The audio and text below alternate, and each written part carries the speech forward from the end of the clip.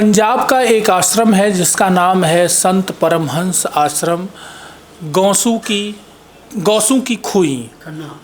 ये एक जगह है, वहाँ का ये आश्रम है, बड़ा ही अद्भुत है। और उसी आश्रम के महंत स्वामी सच्चिदानंद जी आज तिलक पत्रिका पर जुड़ रहे हैं हमारे साथ। और वह 1975 में पहली बार अयोध्या आए थे रामलला का दर्शन करने के लिए। और 1975 में जब उन्होंने रामलला का दर्शन कर लिया, इसके बाद आज 2024 में आए हैं वो, यानी कुल 49 साल का गैप है। 49 साल बाद वो पंजाब की धरती से अयोध्या उत्तर प्रदेश आए हुए हैं। तो 1975 में अयोध्या कैसी थी, रामलला का दर्शन कैसे होता था, राम का मंदिर कहाँ विराजमान था, राम किस स्वरूप में थे, और आज का वर्तमान स्वरूप को देख करके इनका क्या अनुभव है, सारी बातें स्वामी सच्चिदानंद जी विस्तार से तिलक पत्रिका पर हमारे साथ साझा करेंगे। मैं तो पहले जो तिलक पत्रिका है आपको मैं धन्यवाद देता हूँ, जो कि आपके द्वारा पूरे भारत में ये मैसेज आएगा जो हमारे श्री अयोध्या धाम है। अभी आपने इनके द्वारा श्रवण किया, सुना कि 1975 और 80 के बीच में मैं आया था। बहुत साल हो गए, लगभग 50 साल हो गए होंगे। उस समय तो बहुत ही इतना समर नहीं है कि बहुत छोटा सा वो था, दरवाज़ा लगा हुआ था, सलाखें थी जैसे लोहे की सलाखें होती हैं, और लॉक लगा हुआ था। बहुत पुरानी बात है। थोड़ा सा वो दृश्य मुझे याद आ रहा है। झाड़ियाँ थी, कोई सफाई नहीं, लेन देन कुछ ना था बहुत। तो अभी की अयोध्या जो तो कहने के हैं, बहुत सुंदर भगवान का स्थान बना है, महल बना है, बहुत सुंदर अच्छी व्यवस्था है हर तरह की। बहुत हमें आनंद आया यहाँ आकर के।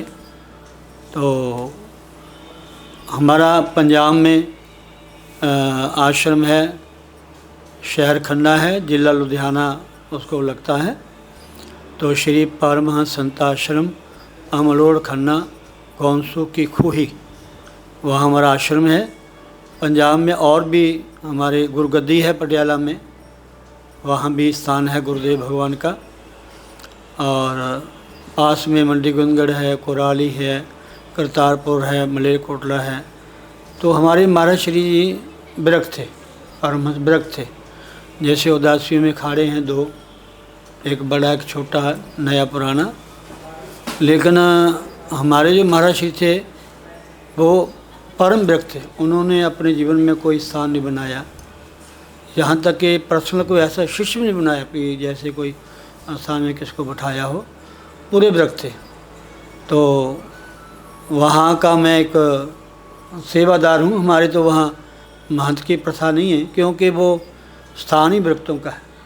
हाँ, वहाँ ट्रस्ट बना हुआ हमारा श्री परमहंस संत आश्रम सुधार सेवा समिति। तो मुझे भी वहाँ 40 साल रहते हो गए। मैंने वहीं शास्त्री की है। सन 84 से लेकर 87 तक मैंने 4 साल वहाँ शास्त्री की है। उसके बाद वहीं मैं निवास करता हूँ, वहीं संत महात्मा संगत की सेवा करता हूँ। प्रायः हमारे वहाँ आश्रम में 5-6 प्रोग्राम धार्मिक होते हैं। महाभक्ति जागरण होता है, गुरुदेव महाराज जी की जो व्यास पूजा है वो भी मनाई जाती है।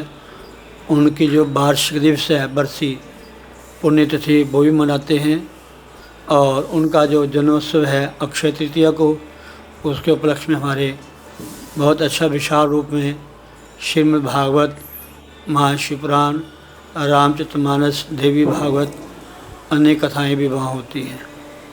और जन्माष्टमी है, रामनवमी है, शिवरात्रि है, ऐसे सभी धार्मिक कार्य हमारे वहाँ मनाए जाते हैं।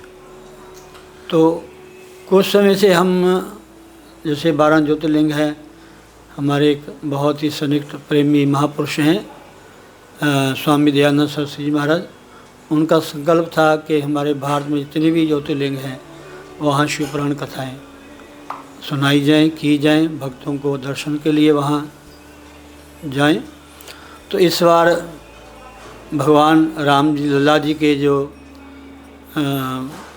मंदिर का नया निर्माण हुआ है, उसके उपलक्ष्य में हम इस बार आए हैं। आज हमारा दूसरा दिन है कथा का।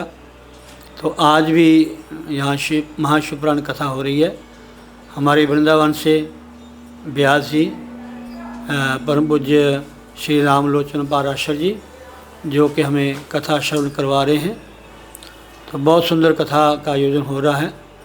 मैं अपने आप को बहुत धन्य मानता हूँ कि हमें राम जी के चरणों में आकर के, श्री अयोध्या धाम में आकर के हमें कथा श्रवण करने का सौभाग्य प्राप्त हुआ। मैं बहुत बहुत अपने आप को धन्य मानता हूँ। जय श्री राम।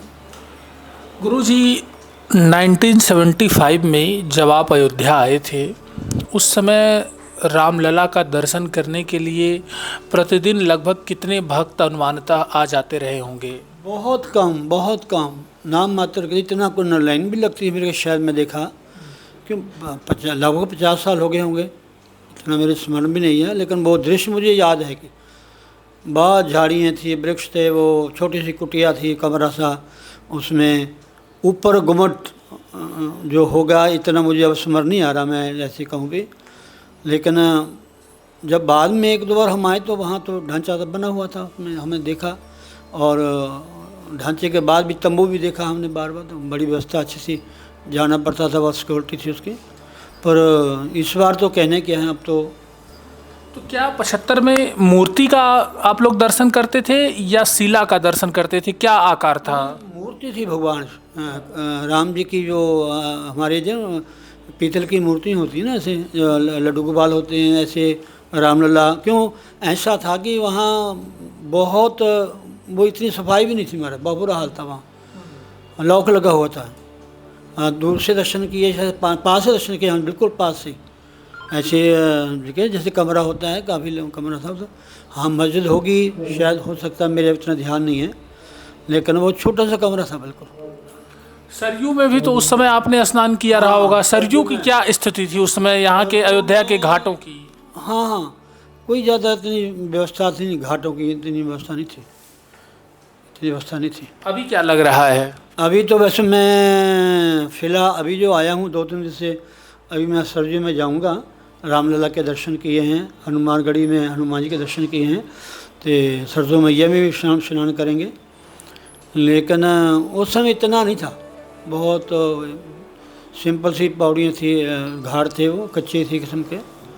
अब तो बढ़िया बना, बहुत अच्छा बना, अच्छी व्यवस्था है, हर जगह सफाई भी है। देखा, आप लोगों ने हमारे साथ स्वामी सच्चिदानंद जी जुड़े हुए थे, जो 1975 के अपने अनुभवों को और रामलला की मंदिर की उस समय क्या परिस्थितियां थी, किस प्रकार से राम जी का दर्शन भक्त करते थे, वो सारी बातें उन्होंने तिलक पत्रिका पर हमारे साथ साझा की हैं। मैं देवेश पांडे, अयोध्या।